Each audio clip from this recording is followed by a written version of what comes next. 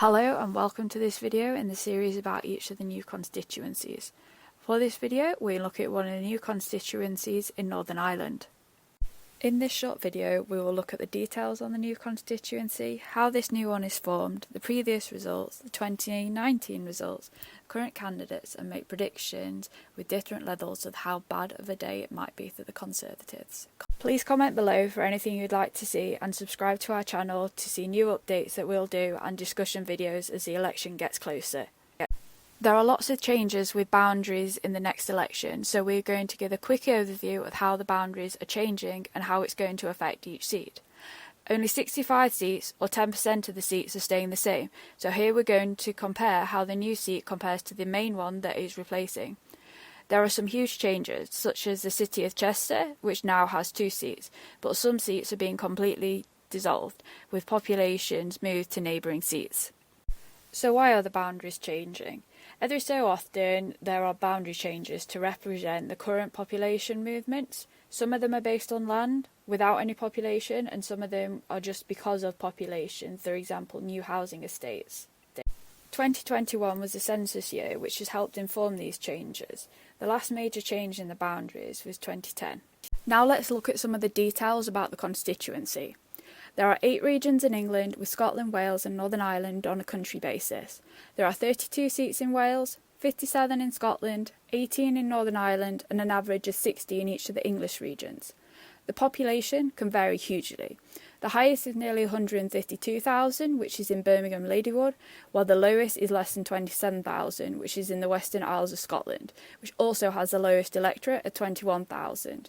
The average population is 103,000 and the average electorate is 73,000.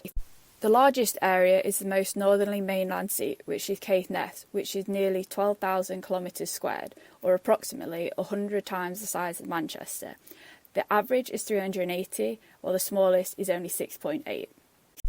The average percentage of the 16 to 49-year-olds is 41%, with the highest in Leeds Central and the lowest in North Norfolk, which also has the highest 65+.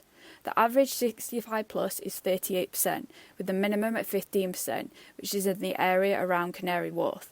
Density averages nearly 1,400, with the highest in Bethnal Green and the lowest in Caithness. This constituency has a boundary change.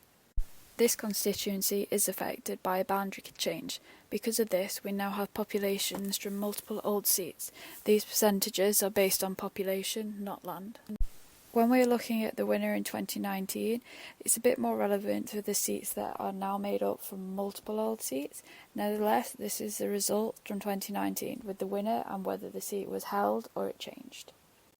Here are the winning party and those that came second, and also the majority. The size of the majority is key when considering how this seat might change.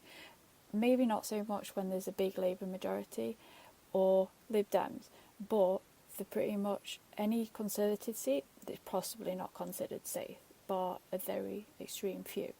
The same for the SNP. Some of these are really up for grabs, particularly for Labour and the Lib Dems.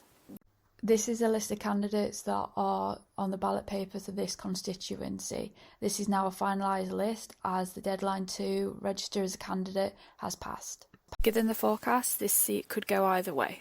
Thank you for watching this video. We hope you learned a lot about the new constituencies. Please subscribe to our YouTube channel, follow us on Instagram and Twitter.